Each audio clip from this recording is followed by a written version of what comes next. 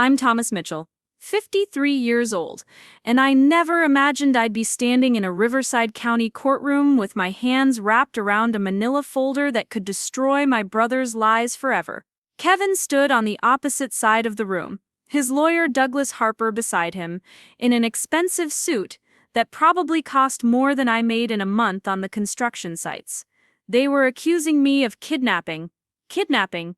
The word felt like a sledgehammer to the chest.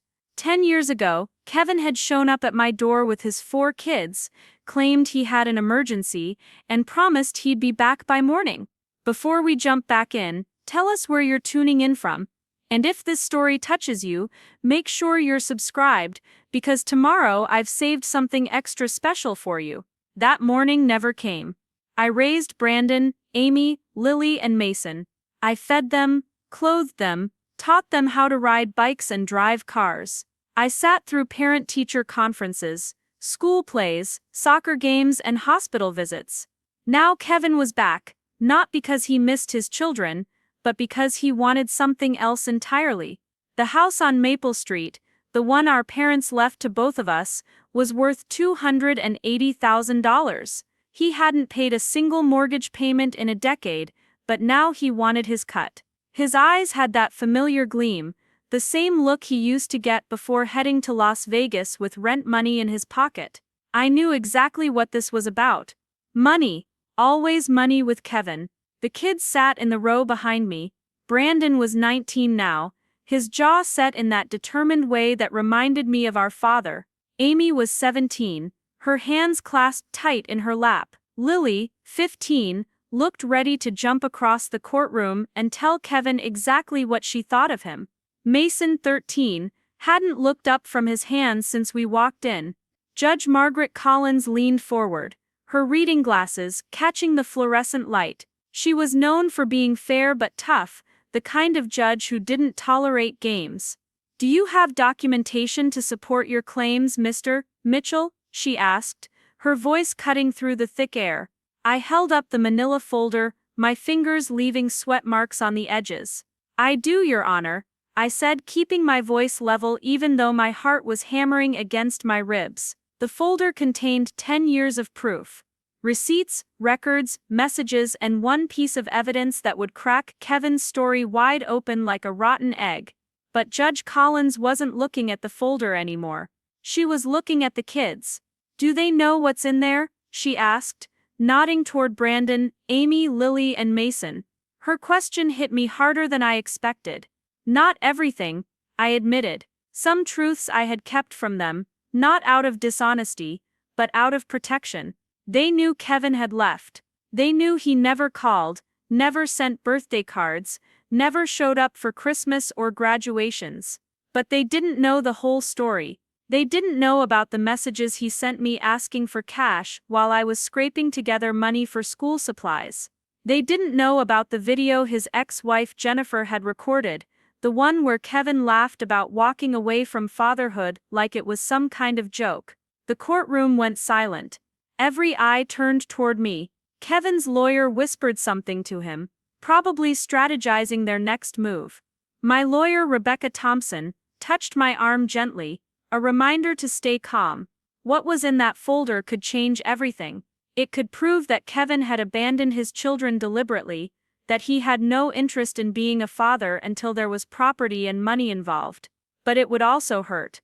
It would show Brandon, Amy, Lily, and Mason in black and white just how little their father had cared about them. I thought about that night 10 years ago, the night that changed all of our lives. Kevin had shown up just after sunset, his car packed with garbage bags full of the kids' clothes. Brandon had been clutching a backpack, Amy holding her favorite stuffed rabbit, Lily dragging a blanket, and Mason barely able to walk, sucking on a pacifier that was too old for him. Kevin's face had been flushed, his movements jerky and rushed. "Tom, I need you to watch them tonight," he had said, already backing toward his car. "Emergency came up. I'll be back by morning." Before I could ask what kind of emergency, before I could tell him I had to be on a job site at 5 in the morning, he was gone. Taillights disappearing down Maple Street, leaving me standing in my doorway with 4 confused kids and a sinking feeling in my gut. That night turned into a week. A week turned into a month. Months turned into years. I filed for temporary guardianship after 3 months, when it became clear Kevin wasn't coming back. The social worker, Mrs. Linda Hayes, had been sympathetic but firm. "These children need stability, Mr. Mitchell," she had told me. "Can you provide that?" I looked at Brandon's tired eyes, at Amy's grip on that stuffed rabbit, at Lily's questions about when Daddy was coming home, at Mason's tears when he woke up from nightmares. "Yeah," I said, "I can provide that." And I did. I gave up my plans to move to a better job in San Diego. I gave up dating, social life, any thought of my own future. I took on extra shifts, working weekends and holidays. I learned how to braid hair for Amy and Lily. I learned how to help with algebra homework even though I barely passed it myself in high school. I learned how to be a father when I never planned on being one. Now standing in this courtroom, Judge Collins wanted to know if the kids knew the truth. The whole ugly truth about why their father left and why he came back. I glanced over my shoulder. Brandon met my eyes and gave me a small nod, like he already knew whatever was in that folder would be bad. Amy's chin trembled, but she sat up straighter. Lily's hands were fists on her knees. Mason finally looked up, his face pale but trusting. They deserved to know. After 10 years of protecting them from Kevin's selfishness, maybe it was time they saw exactly who their father really was. 10 years earlier, on a cool October evening in Riverside, I was sitting in my living room, going over blueprints for a commercial project we were starting the next week. The Dodgers game played on the television, but I wasn't really watching. I was tired from a long day pouring foundation in the heat, and I was looking forward to a quiet night before another early morning. Then I heard the car pull up. The engine was loud, rattling in that way that meant someone had been ignoring the check engine light for too long. I looked out the window and saw Kevin's beat-up sedan parked crooked in my driveway, one wheel up on the grass. My stomach dropped. Kevin only showed up when he needed something. Usually money. Our parents had died 2 years before in a car accident, leaving us the house on Maple Street and not much else. Kevin had been living here with his 4 kids, barely keeping up with bills, working whatever sales job he could talk his way into, and then quitting a few months later. I had my own place closer to the construction yard, a small apartment that was enough for me. I heard car doors slamming, and then small voices. "Kids." I opened my front door and found Kevin pulling garbage bags out of his trunk. Brandon stood next to the car, 9 years old, wearing a t-shirt with a stain on it and jeans that were too short. He held a backpack that looked like it weighed as much as he did. Amy was 7, clutching a worn stuffed rabbit, her eyes wide and confused. Lily was 5, dragging a princess blanket through the dirt, her shoes untied. Mason was barely 3, sitting on the driveway, his face red from crying, a pacifier hanging from his mouth. "Tom," Kevin said, not quite meeting my eyes. "I need you to watch them tonight. Emergency came up. I'll be back by morning." "What kind of emergency?" I asked, already knowing I wouldn't get a straight answer. Kevin was always vague when he was lying. "Just something I gotta handle," he said, shoving a garbage bag toward me. "There's stuff's in here, there's some snacks in the other bag. Just for tonight, man, I swear." Preparing and narrating this story took us a lot of time, so if you are enjoying it, subscribe to our channel. It means a lot to us. Now back to the story. The kids looked exhausted. Brandon's eyes had that hollow look kids get when they've been hungry for too long. Amy's rabbit was missing an ear. Lily's blanket was more holes than fabric. Mason's diaper sagged heavy, like it hadn't been changed in hours. "Kevin," I started, but he was already backing toward his car. "I appreciate this, bro," he said, his hand on the car door. "I'll call you in the morning." Before I could say another word, before I could tell him I had to work at 5 in the morning, before I could ask him where the hell he thought he was going, he was in his car. The engine roared to life and he peeled out of my driveway, leaving rubber marks on the pavement. I stood there holding a garbage bag full of wrinkled clothes, watching his taillights disappear toward the highway. Toward Las Vegas, I later found out. The kids stared up at me. Brandon's face was carefully blank, like he was trying to be strong. Amy's lip trembled. Lily tugged on my shirt and asked if we had any cookies. Mason just cried, reaching his little arms up toward me. I took a deep breath and picked Mason up, his diaper squishing against my arm. "Come on inside," I said to the others. "Let's get you guys some dinner." My living room had never felt so small. Brandon sat stiffly on the couch, his backpack still on his shoulders. Amy curled up next to him, her rabbit tucked under her chin. Lily ran around touching everything, asking questions about every picture frame and book. Mason clung to me, his fingers twisted in my work shirt, his sobs finally quieting to hiccups. I dug through the garbage bags. There were some clothes, all of them dirty, or too small. A box of crackers, half empty. 3 juice boxes, 1 diaper, no bottles, no wipes, no instructions, nothing. I called Kevin's phone. It rang twice and went to voicemail. "Tom here, just making sure everything's okay. Call me back." I tried again an hour later, straight to voicemail this time. "Kevin, the kids need more diapers, and Mason's asking for you. Call me." By midnight, I had fed them what I could find in my kitchen. Peanut butter sandwiches, some apples, glasses of milk. I changed Mason's diaper using the last one from the bag, and a kitchen towel as backup. I put Brandon and Amy in my bed, Lily on the couch with her blanket, and I held Mason in the recliner, because he wouldn't let me put him down. The Dodgers game had ended hours ago. The house was quiet except for the sound of Mason's breathing, and the occasional car passing on the street. I kept my phone in my hand, waiting for it to ring. It never did. The next morning I called in sick to work, the first time I had done that in 5 years. Frank Cooper, my best friend and co-worker, covered for me with the site manager.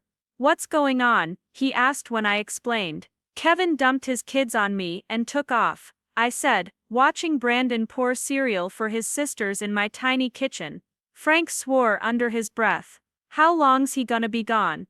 "I don't know," I admitted. That morning turned into 2 days. 2 days turned into a week. I kept calling Kevin's phone, until the number was disconnected.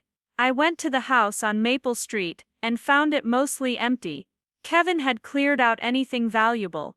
The utilities were about to be shut off. There were eviction notices taped to the door. He had been planning this. The realization hit me like a punch to the gut. Kevin hadn't left because of an emergency. He had left because he was done. Done with being a father, done with responsibility, done with anything that kept him from doing whatever the hell he wanted. I found a napkin on my kitchen counter, a few days later, shoved under the coffee maker. Kevin's handwriting scrawled across it in blue pen. "Tom, emergency came up, watch the kids tonight, back by morning." Kevin, that was it. No phone number, no explanation, no apology. Just a half-assed note on a napkin like he was asking me to pick up milk from the store.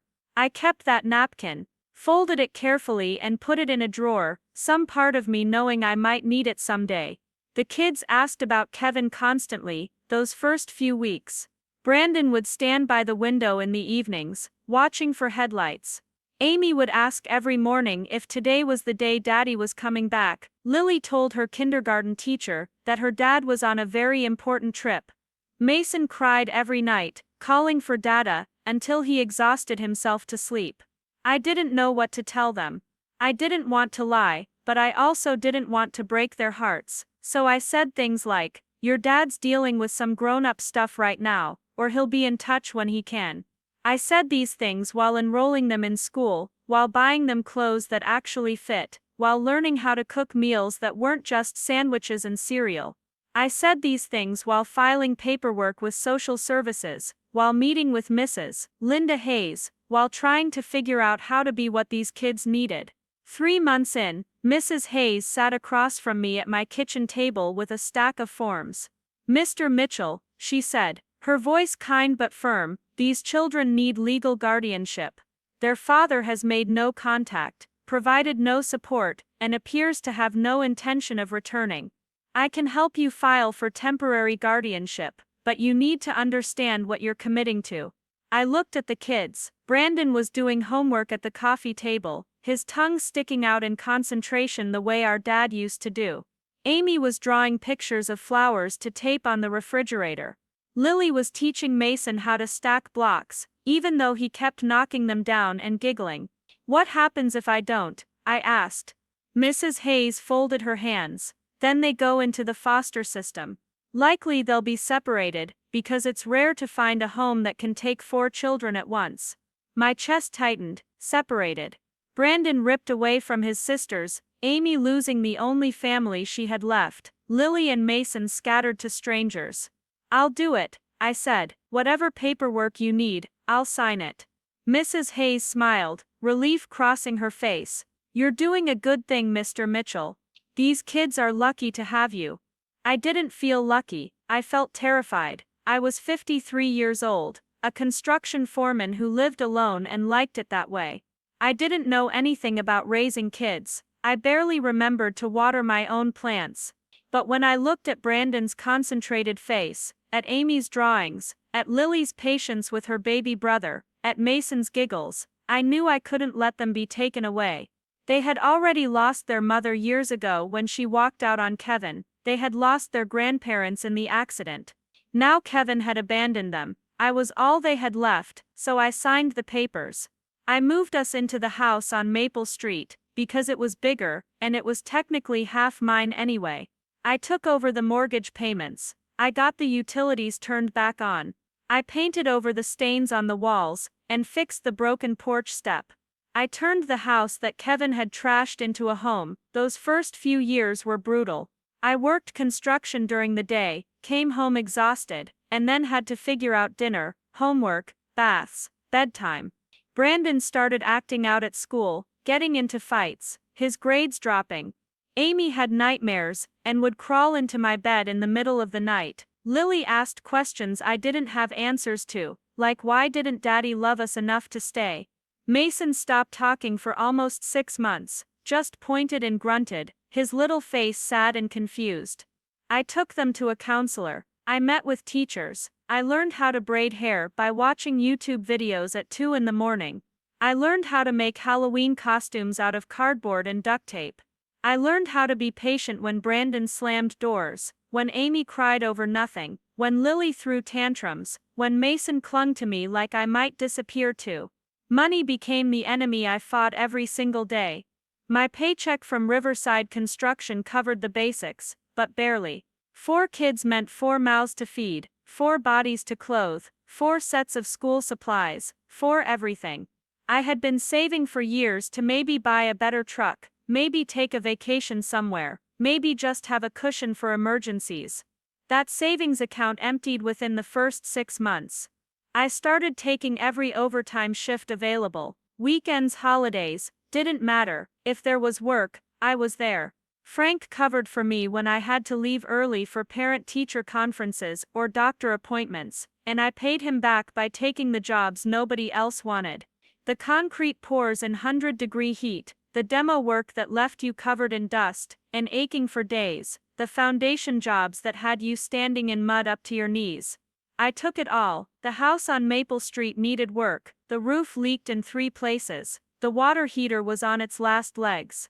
The fence in the backyard had fallen down in a windstorm. I spent my rare days off patching, fixing, repairing.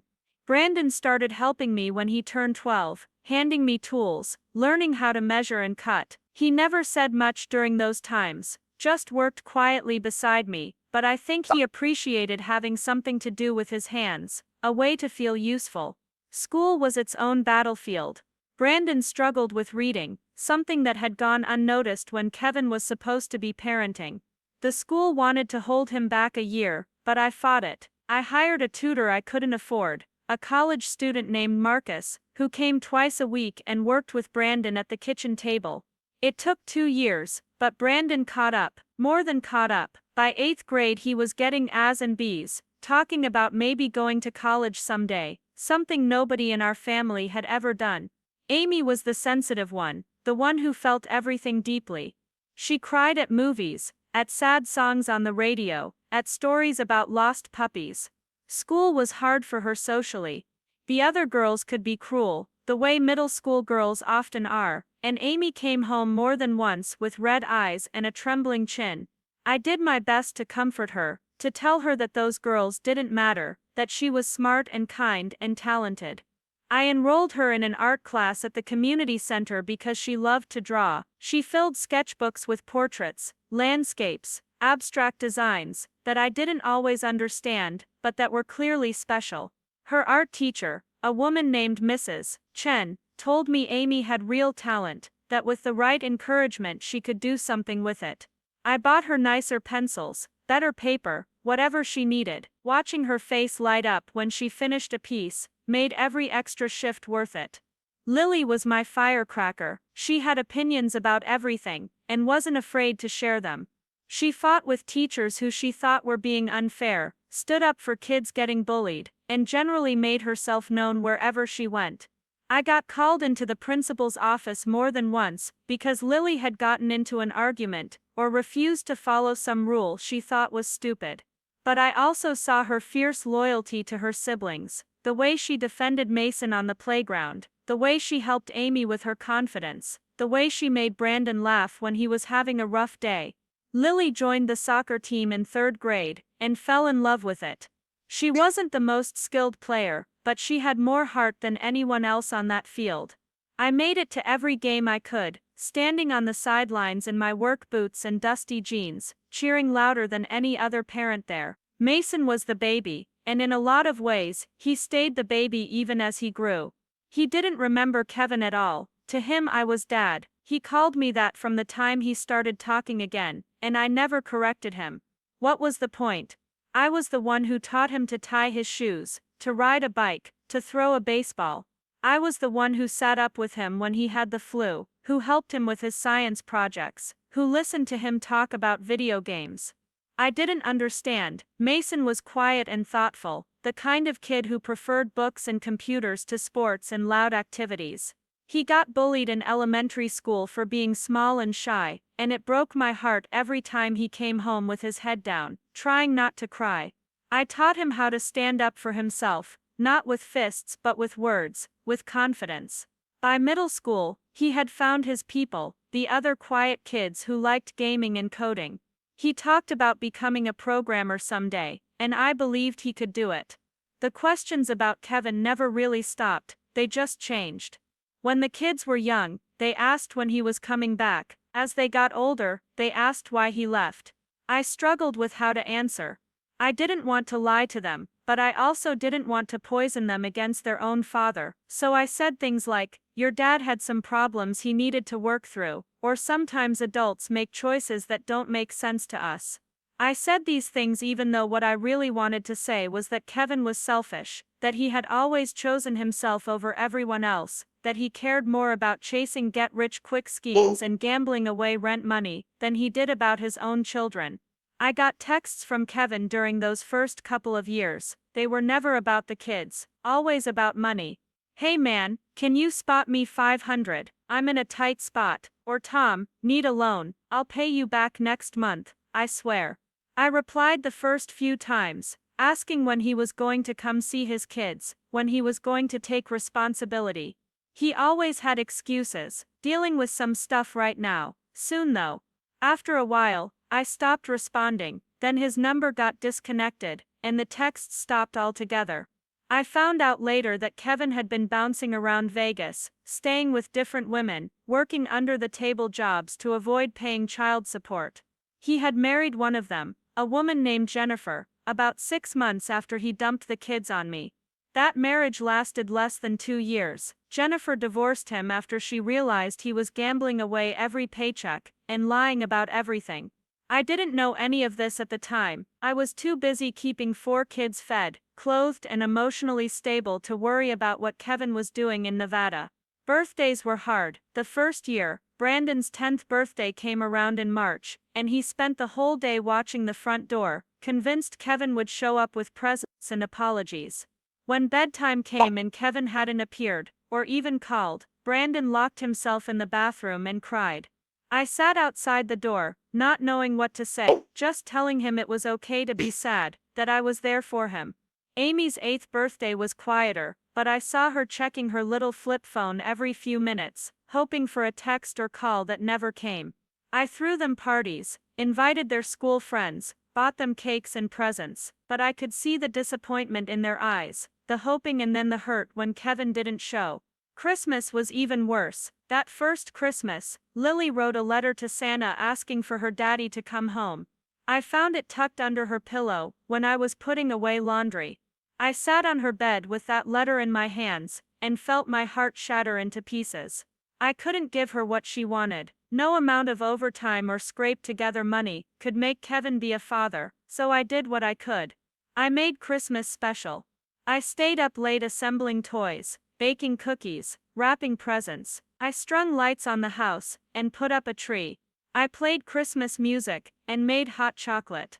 I tried to fill the empty space Kevin had left with as much love as I could manage. The financial pressure never let up. Property taxes on the house came due every year, and they weren't cheap. The mortgage payment was manageable, but combined with utilities, groceries, insurance, car payments, and everything else, I was constantly juggling. I cut corners wherever I could. I bought generic brands at the grocery store, shopped at thrift stores, for clothes, fixed things myself, instead of hiring repair people. I stopped going out with Frank and the guys after work. I stopped buying anything for myself that wasn't absolutely necessary. My work boots had holes in them for 6 months before I finally broke down and bought new ones, and only because Frank threatened to buy them for me himself if I didn't. Brandon started noticing the money stress when he was about 13. He asked me one night if we were poor. I was at the kitchen table with a calculator and a pile of bills, trying to figure out how to make the numbers work. I looked at him, this tall, serious kid, who looked so much like our dad, and I thought about lying, but Brandon deserved honesty. We're not poor, I said. We have a roof over our heads and food on the table. But yeah, money's tight. He nodded slowly, processing that. Is it because of us, because Dad left us here? I put down the calculator and looked him straight in the eye. You four are the best thing that ever happened to me. Money's tight, because life's expensive, not because of you. Don't ever think that. He didn't look convinced, but he nodded. A few weeks later, I found out he had gotten a job bagging groceries at the store down the street. He was giving me half his paycheck every week to help with bills. I told him to keep his money, to save it for college, or a car, or something he wanted. He refused. We're family, he said, using the same words I had said to him. Family helps each other. Amy started babysitting for neighbors when she was 14, making $20 here and there watching little kids. She used the money to buy her own art supplies, so I didn't have to. Lily started mowing lawns in the summer, coming home sweaty and covered in grass clippings with $40 in her pocket. Even Mason, still just a kid, started doing chores for elderly neighbors, taking out trash and pulling weeds for $5 or $10. They were all trying to help, trying to ease the burden they thought they were placing on me. It broke my heart and made me proud at the same time. I worried constantly that I wasn't enough, that I wasn't giving them what they needed, that they would grow up and resent me for not being able to afford the nice things other kids had, for not being their real dad, for not being able to fix the hurt Kevin had caused. I lay awake at night, after they were all asleep, listening to the house creak and settle, wondering if I was doing this right. There was no manual for this, no guidebook on how to raise your brother's abandoned kids while working 60-hour weeks and praying the truck didn't break down because you couldn't afford repairs. But there were good moments too, moments that made all of it worthwhile. Brandon's pride, when he brought home straight A's on his report card, Amy's excitement when one of her drawings won a prize at the county fair, Lily's joy when her soccer team won their first tournament, Mason's face lighting up when he beat a difficult level in his favorite game, movie nights on the couch, with all of us crammed together, sharing popcorn and arguing about what to watch, Sunday morning pancakes, everyone in their pajamas, the kitchen a mess of flour and syrup, teaching Brandon to drive, even though he nearly gave me a heart attack the first time he merged onto the highway. Watching Amy paint a mural on her bedroom wall, letting her express herself, even though I knew it would be a pain to cover up someday. Cheering for Lily at her games, watching her run down that field with everything she had. Sitting with Mason late at night, while he explained the plot of some game, his face animated in a way it never was at school. These kids became my life. They were the reason I got up every morning, the reason I kept pushing through the exhaustion, and the money stress, and the constant worry. They called me Uncle Tom at first, but somewhere around the third or fourth year, that started shifting.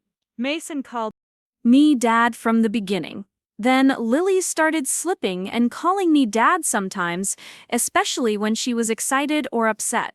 Amy started doing it too, quietly, like she was testing to see if I would correct her. I never did.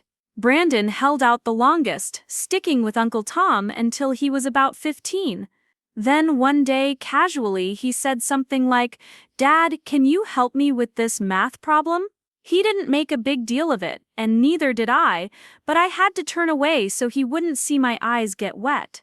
I never heard from Kevin directly during those years. No calls, no letters, no birthday cards for the kids. It was like he had erased us from his existence.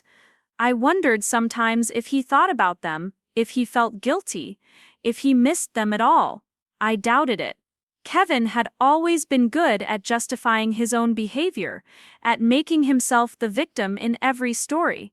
He probably told himself that the kids were better off with me, that he was doing them a favor by staying away, that he had his own life to live, and shouldn't be tied down by responsibilities he never wanted in the first place. I tried to shield the kids from my anger toward Kevin. I tried not to badmouth him in front of them, even though there were times I wanted to. I wanted to tell them that their father was a coward, that he was selfish and irresponsible and didn't deserve them. But I didn't. I figured they would come to their own conclusions eventually, and it wasn't my place to poison that well.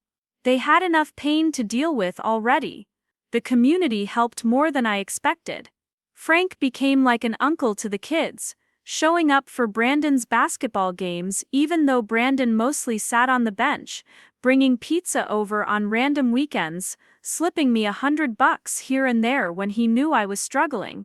Neighbors watched the kids when I had to work late. Teachers gave extra time and attention to help them catch up, and then excel. The soccer coach waived Lily's fees when she found out about our situation. Mrs. Chen gave Amy private art lessons for free on Saturday mornings. People were kinder than I had anticipated, more willing to help a single guy trying to raise 4 kids who weren't even his.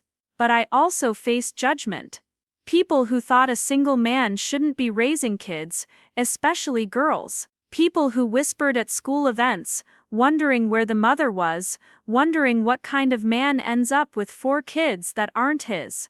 I heard the whispers, saw the suspicious looks. Some people assumed I was the deadbeat dad trying to play hero. Others thought there must be something wrong with me if my own brother dumped his kids on me and ran. I learned to ignore it, to focus on what mattered. The kids were healthy, they were in school, they were loved, that was all that counted. By the time Brandon was in high school, applying to colleges, I realized we had made it. We had survived the hardest years. The kids were thriving despite everything. Brandon wanted to study biology, maybe become a doctor or a researcher. Amy was considering art school, her portfolio already impressive. Lily was talking about sports medicine or physical therapy. Mason still had a few years to figure it out, but he was doing well in school, his grades solid, his small circle of friends loyal and kind. They were going to be okay. Better than okay. They were going to be successful, happy, whole. I had done that, not perfectly, not without mistakes, but I had given them a foundation to build on. Then, out of nowhere, 10 years after he left them on my doorstep with nothing but garbage bags full of dirty clothes, Kevin came back, and he didn't come back alone. He came back with a lawyer and a lawsuit and accusations that made my blood boil. He wanted custody of the kids. He wanted to force the sale of the house. He wanted the money in the savings accounts I had set up for each of them from the survivors' benefits after our parents died. He wanted everything, and he was willing to destroy me to get it. The legal notice arrived on a Tuesday afternoon. I came home from work covered in drywall dust, exhausted from a long day, and found an envelope taped to my front door. Inside was a summons to appear in Riverside County Superior Court to address custody and property disputes regarding Brandon, Amy, Lily, and Mason Mitchell. My hands shook as I read it. Kevin Mitchell, represented by attorney Douglas Harper, was suing for full custody on the grounds that I had unlawfully kept his children from him for 10 years. He claimed I had denied him access, refused to let him see them, and essentially kidnapped them. The lawsuit also demanded the immediate sale of the house on Maple Street and division of all assets related to the children. I sat down hard on the porch steps, the paper crumpling in my fist. 10 years. 10 years of scraped knees and late-night fevers, of homework battles and teenage attitudes, of working myself into the ground to give these kids everything they needed. And now Kevin wanted to swoop in and claim it was all a misunderstanding, that I was the bad guy who had kept him from his beloved children. The rage that filled me was white-hot and consuming. I wanted to drive to wherever Kevin was living and drag him out into the street. I wanted to make him look at Brandon, Amy, Lily, and Mason and explain to them where the hell he had been for a decade. I wanted to make him hurt the way he had hurt them. But I didn't do any of that. Instead, I called Rebecca Thompson, a family lawyer Frank had recommended when I first filed for guardianship. I explained the situation, my voice tight with anger. Rebecca listened quietly and then said the words I needed to hear. "We're going to fight this, Tom, and we're going to win. Because the truth is on our side." The kids were in the living room when I walked inside with the legal papers still clenched in my hand. Brandon was stretched out on the floor, working on a college essay, his laptop balanced on a pile of textbooks. Amy sat curled up in the corner of the couch with her sketchbook, charcoal smudged on her fingers and cheek. Lily was sprawling across the armchair, watching something on her phone, still in her soccer uniform from practice. Mason had his headset on, completely absorbed in whatever game he was playing, his fingers flying across the controller. They looked up when I came in, and whatever expression was on my face made them all freeze. "What's wrong?" Brandon asked, sitting up immediately. His protective instincts had grown stronger over the years, and he could read my moods better than anyone. I tried to compose myself, to figure out how to explain this without scaring them or making them feel like their world was about to explode again. But there was no easy way to say it, no gentle approach that would soften the blow. "Your father is suing for custody," I said, keeping my voice as steady as I could manage. "He's claiming that I kept you from him illegally." The silence that followed was deafening. Amy's charcoal pencil slipped from her fingers and rolled across the floor. Lily sat up straight, her face going pale and then flushing red with anger. Mason pulled off his headset slowly, his eyes wide and confused. Brandon stood up, his hands curling into fists at his sides. "That's insane," Brandon said, his voice sharp and loud. "He left us. He never called, never visited, never sent so much as a birthday card. How can he claim you kept us from him?" I shook my head, feeling the weight of exhaustion settle over me like a heavy blanket. "I don't know his reasoning. But he's got a lawyer, and he's saying I denied him access."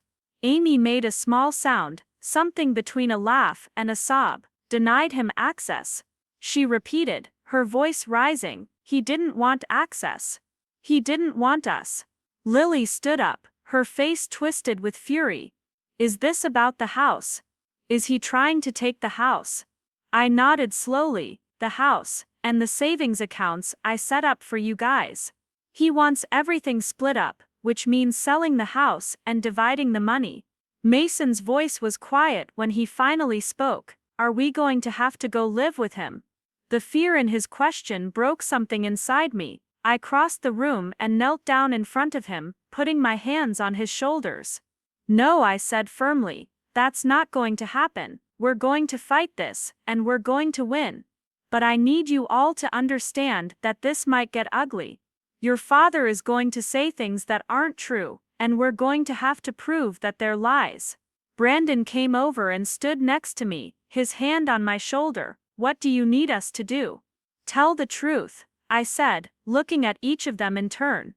"Just tell the truth about what happened, about what these 10 years have been like. That's all we need." The next morning, I called in sick to work again, something I hated doing because we couldn't afford for me to miss days. But this was more important than any construction job. I met with Rebecca Thompson at her office in downtown Riverside, a small space cluttered with case files and law books.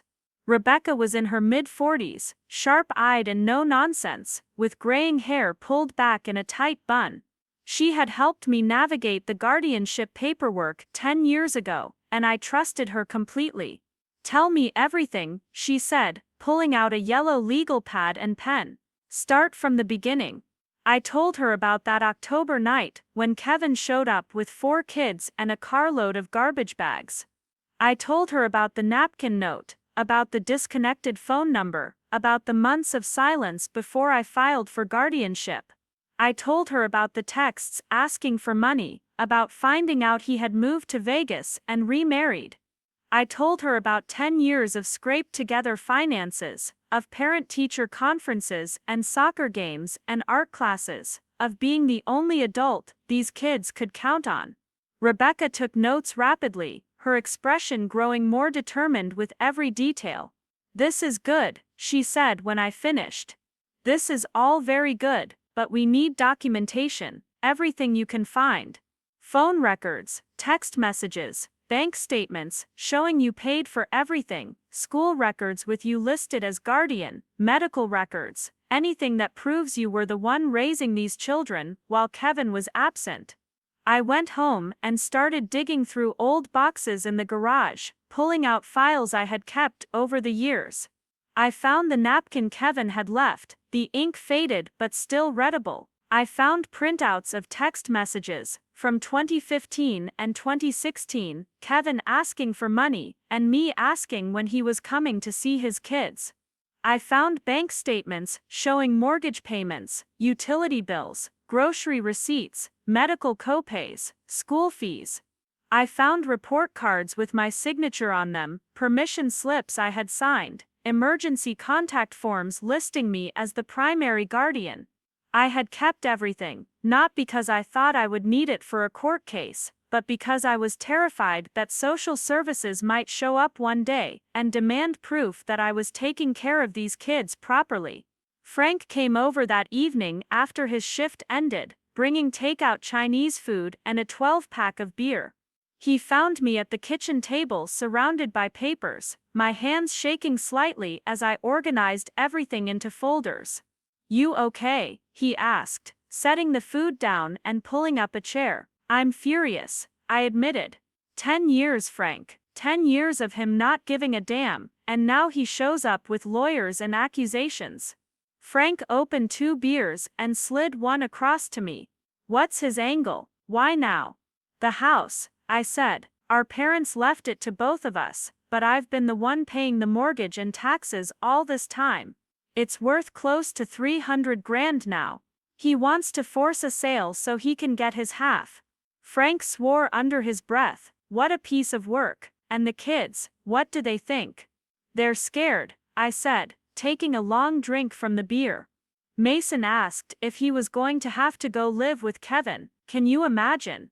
A 13-year-old kid who doesn't even remember his father, terrified he's going to be ripped away from the only home he's ever known.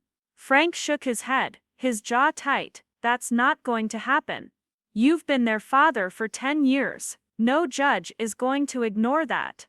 "I hope you're right," I said quietly. "Because if I lose them, if Kevin somehow wins this, I don't know what I'll do. They're everything to me." Frank reached across the table and gripped my shoulder. "Then we make sure you don't lose. Whatever you need, I'm here. I've got your back." Over the next few days, I continued gathering evidence while trying to maintain some sense of normalcy for the kids. Brandon was stressed about college applications and didn't need this distraction. Amy's art show at school was coming up, and she had been working on her pieces for months. Lily had a big soccer tournament that weekend. Mason had a gaming competition with his friends that he had been looking forward to. I tried to shield them from the worst of my anxiety, to keep things as regular as possible, but they could feel the tension in the house. They were quieter than usual, watching me with worried eyes, asking careful questions about what was going to happen. Rebecca called me 3 days after our meeting. I found something interesting, she said without preamble. Kevin's ex-wife, Jennifer Mitchell.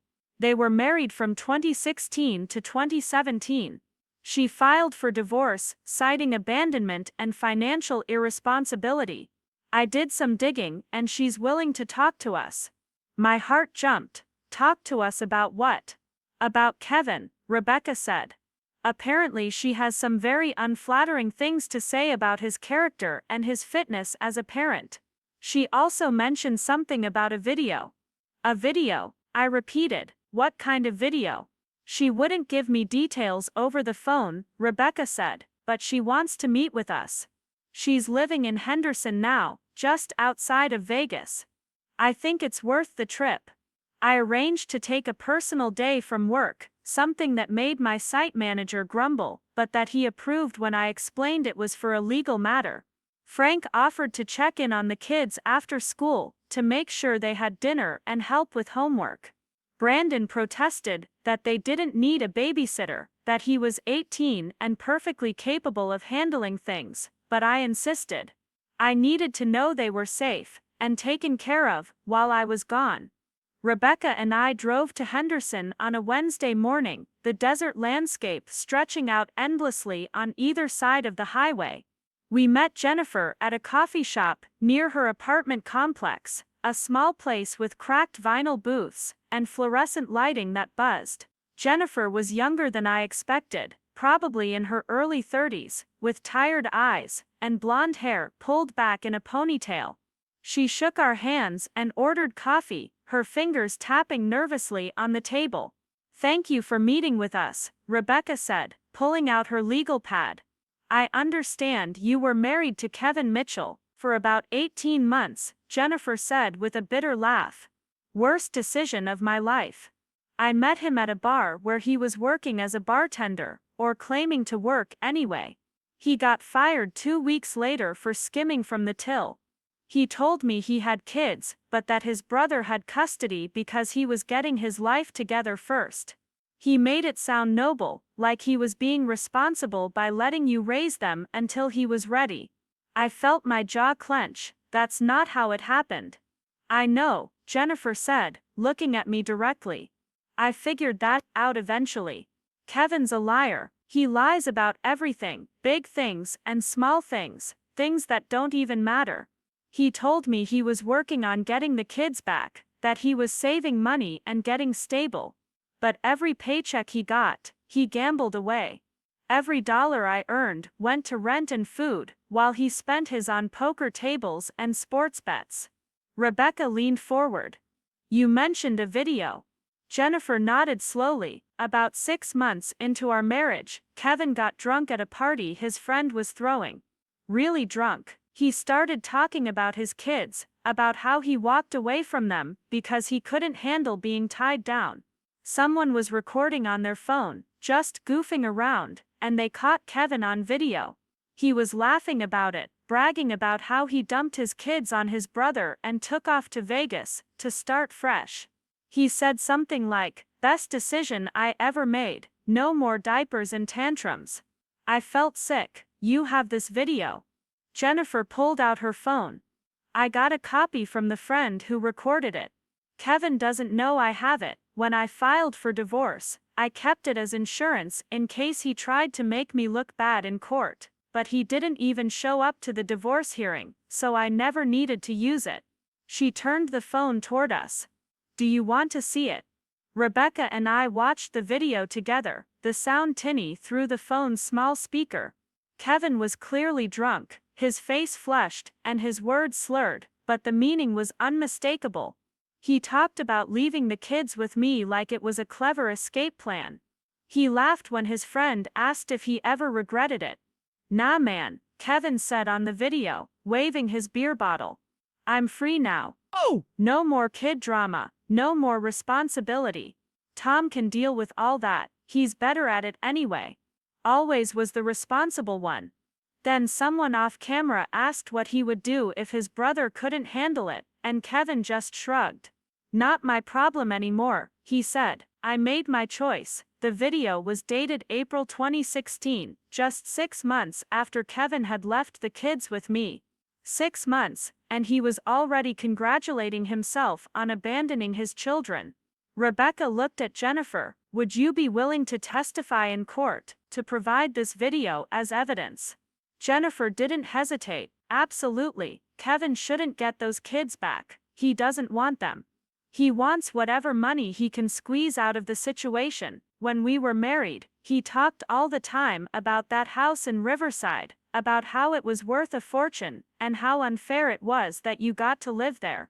This isn't about being a father, it's about getting paid." We drove back to Riverside in silence for the first hour, both of us processing what we had just seen and heard. Finally Rebecca spoke. "This changes everything. With Jennifer's testimony, and that video, we can prove Kevin voluntarily abandoned those children. We can show a pattern of financial irresponsibility and dishonesty. We can demonstrate that his current lawsuit is motivated by greed, not genuine concern for his children." I gripped the steering wheel tighter, my emotions a complicated tangle of relief and rage. That video. Hearing him laugh about leaving them, it was one thing to know Kevin was selfish, it was another thing entirely to hear him mock his own children, to brag about abandoning them, like it was some kind of accomplishment. When I got home that evening, the kids were doing homework at the dining room table, Frank supervising from the kitchen where he was washing dishes. "How'd it go?" Brandon asked, looking up from his laptop. Frank glanced at me, reading something in my expression, and quietly excused himself, saying he had to get home. I waited until I heard his truck pull away, before I sat down with the kids. "I met with your father's ex-wife today," I said carefully. "She has information that's going to help our case. Information that proves your father left you intentionally, and has no legitimate claim to custody now." "What kind of information?" Amy asked, her voice small. "A video," I said, "from about 6 months after he left you with me. He was at a party, talking about walking away from you kids." The room went very quiet. Lily's face had gone hard, her eyes bright with unshed tears. "What did he say?" she asked. I hesitated, not wanting to hurt them, but knowing they deserved the truth. "He said leaving you was the best decision he ever made. Oh.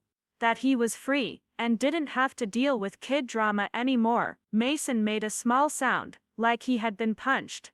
Amy's hand went to her mouth. Brandon's face went blank, that careful mask he wore when he was trying not to feel anything. Lily stood up abruptly, her chair scraping loud against the floor. "I hate him," she said, her voice shaking. "I hate him so much." "I understand," I said, standing up and moving toward her. "You have every right to be angry." They all did. They had every right to hate Kevin for what he had done, for the years of wondering why they weren't good enough, for the birthdays and Christmases he had missed, for the casual cruelty of erasing them from his life. But I also didn't want that hate to consume them, to define them. "He doesn't deserve your energy," I said, looking at all 4 of them. "He doesn't deserve your anger or your hurt. What he deserves is to face the consequences of his choices, and that's what's going to happen in court." The next few weeks were a blur of preparation. Rebecca worked tirelessly, organizing our evidence, preparing witness statements, building our case.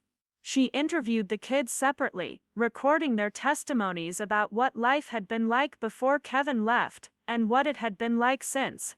Brandon talked about how I had helped him catch up in school, how I had never missed a basketball game, even though he barely played.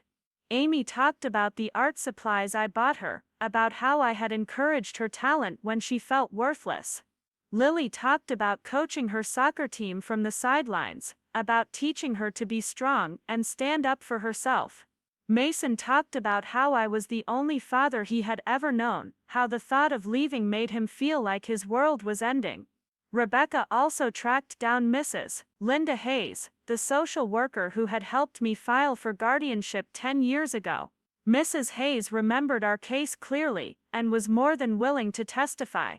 Mr. Mitchell was one of the most dedicated guardians I've ever worked with, she told Rebecca. He stepped up for those children when no one else would. He provided them with a stable, loving home. If Kevin Mitchell wanted custody, he had 10 years to pursue it through legal channels. The fact that he's doing it now, after a decade of absence, speaks volumes about his true motivations. Frank agreed to testify as well, to speak about how he had watched me struggle and sacrifice to give the kids everything they needed. Other neighbors volunteered statements. The kids' teachers provided records showing my involvement in their education. Amy's art teacher wrote a letter describing how I had supported Amy's talent. Lily's soccer coach did the same. Even the manager at the grocery store where Brandon had worked wrote a statement about how Brandon had given me half his paycheck to help with bills, demonstrating the financial strain we had been under. We built a mountain of evidence, a decade's worth of proof that I had been these children's parent in every way that mattered. Douglas Harper, Kevin's attorney, sent over his client's statement a week before the hearing. It was full of lies and distortions. Kevin claimed he had tried to maintain contact, but that I had refused his calls. He claimed he had sent money for the kids, but that I had returned it. He claimed he had wanted to visit, but that I had threatened him with legal action if he came near the house. None of it was true, not a single word, but it was written in official legal language on fancy letterhead, and I knew that someone who didn't know the real story might believe it. That's what terrified me most. The idea that Kevin could spin his lies convincingly enough that a judge might give him credibility. Rebecca assured me that we had more than enough evidence to counter his claims. But she also warned me that Kevin would likely try to paint me as controlling and vindictive, someone who had kept the children from their father out of spite, or a desire to take over his life. You need to stay calm in court, she told me during one of our preparation meetings. Don't let him get under your skin. Don't lose your temper, just tell the truth clearly, and let the evidence speak for itself. I nodded, but inside I was churning with anxiety. The thought of facing Kevin across a courtroom, of hearing him lie about me and about the kids, made my hands shake with rage. The kids were anxious too. Brandon tried to hide it, throwing himself into his college essays and applications, but I caught him staring out the window sometimes, his expression distant and worried. Amy had stress nightmares, waking up crying about being taken away and sent to live with strangers. Lily became more aggressive at soccer practice, channeling her fear into physical activity, coming home bruised and exhausted. Mason retreated into his games, spending hours in virtual worlds where he had control and nothing could hurt him. I did my best to reassure them, to keep our routines normal, to remind them that we were a family and nothing was going to change that, but I was terrified too. Terrified that despite all the evidence, despite the truth being on our side, something could go wrong. The night before the hearing, I couldn't sleep. I lay in bed staring at the ceiling, listening to the house settle around me. I thought about that first night 10 years ago, when Kevin had left the kids on my doorstep. I thought about Brandon's tired eyes, Amy's worn stuffed rabbit, Lily's untied shoes, Mason's tears. I thought about every sacrifice I had made, every overtime shift, every missed opportunity, every dollar stretched to cover one more expense. I thought about birthdays and Christmases, about homework battles and teenage arguments, about teaching them to drive and helping them through heartbreaks.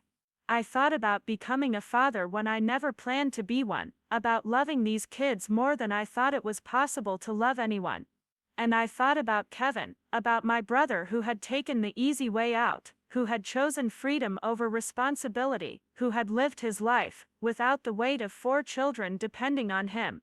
Part of me understood, being a parent was hard, it was exhausting and expensive, and sometimes thankless, but the larger part of me felt nothing but contempt, because being a parent wasn't about what was easy or convenient. It was about showing up every single day, even when you were tired, even when money was tight, even when you didn't have all the answers. It was about putting someone else's needs before your own, about sacrificing your wants for their necessities. Kevin had never understood that. He probably never would. I got up around 3 in the morning and walked through the quiet house. I checked on each of the kids, standing in their doorways, and watching them sleep. Brandon was sprawled across his bed, his laptop still open on his desk, the screen dark. Amy was curled up under her blankets, her sketchbook on her nightstand. Lily slept like she played soccer, taking up the entire bed with her limbs flung out in every direction. Mason was the only one still awake, the glow of his gaming screen visible under his door. I knocked softly and pushed it open. He looked up, pulling off his headset. "Can't sleep either?" I asked. He shook his head. "What if he wins, Uncle Tom? What if the judge makes us go with him?" I sat down on the edge of his bed, the same way I had done countless times over the past 10 years when he had nightmares or couldn't sleep. "That's not going to happen," I said firmly. "We have the truth on our side, and the truth is that I've been your dad for 10 years while Kevin was off living his own life. The judge is going to see that." Mason looked at me with those serious eyes that were too old for a 13-year-old. "But what if she doesn't? What if she thinks we should be with our real dad?" I took his hand, squeezing it gently. "I am your real dad," I said, "not because of biology, but because of everything that matters. I'm the one who was there when you were scared. I'm the one who helped you with your homework, and made you dinner, and tucked you in at night. That's what makes someone a real parent. Not blood, not some piece of paper. It's showing up, and I've showed up every single day for 10 years. Mason's eyes filled with tears. "I don't want to leave." "I know, buddy," I said, pulling him into a hug. "And you're not going to. I promise you that." We sat there for a while, neither of us speaking, just holding on to each other in the dim light of his room. Finally, Mason pulled back and wiped his eyes. "You should try to get some sleep," he said. "Big day tomorrow." I smiled despite everything. "Yeah, big day." I left his room and went back to bed, but sleep never came. I lay there until dawn broke through the curtains, watching the room grow lighter, steeling myself for the fight ahead. Up next, you've got 2 more standout stories right on your screen. If this one hit the mark, you won't want to pass these up. Just click and check them out.